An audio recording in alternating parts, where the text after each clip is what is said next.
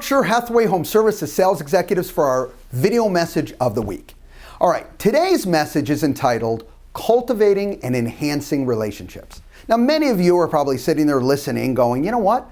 I'm great at cultivating and enhancing relationships, and that's great. I hope I can share with you a couple ideas to, one, ask yourself, maybe I can do it a little bit better. And if you haven't really done a great job at this, this will certainly help get you in the right direction. All right, let's jump in. First of all, this may sound simple, but the reality of it is to have great relationships and be able to cultivate them and enhance them, you have to put the relationship first. So the brain has to work around this concept that the relationship comes first. Yes, over business. See, because if you put the relationship first, the business will come. The business will automatically be there, but you really have got to put the client's relationship first. And there's some little tips that you can do, okay, that simply puts the relationship first, and you really don't have to tweak anything you're doing directly. You just got to think about it differently. Okay, so let's say we're starting off, we're putting the relationship first. What are some of the things that you can do? Well, I want you to gather intel. Well, today, you know, social media can be used for a lot of things, but for those of you who get on Facebook or know people who get on Facebook or people share with you information that's on Facebook, isn't it a wealth of information? You can learn so much about so many people and what they're doing in their lives because they share it on Facebook. What a great opportunity for you to utilize that to interact differently. Certainly, we talk a lot about interacting on a business aspect, and you want to be ready when that question comes up, all right, what about real estate? How is real estate? And then, of course, you come back with a great question to them. Oh, really? What's on your mind? So that business aspect will always be there. What we're talking about now is above and beyond thinking about the business. Let's think about the relationship. Let's think about the person.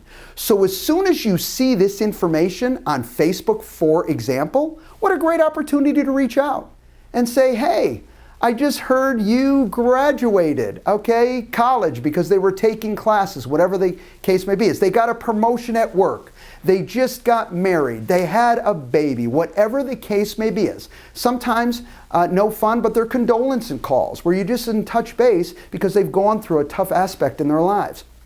When you can connect that way, and I'm really driving this point home, I don't want you to connect even with business on your mind. I want you to connect from a place of caring, of a place of just connecting. I promise you, leap of faith. The business will come, the business will be there because you are putting that relationship first.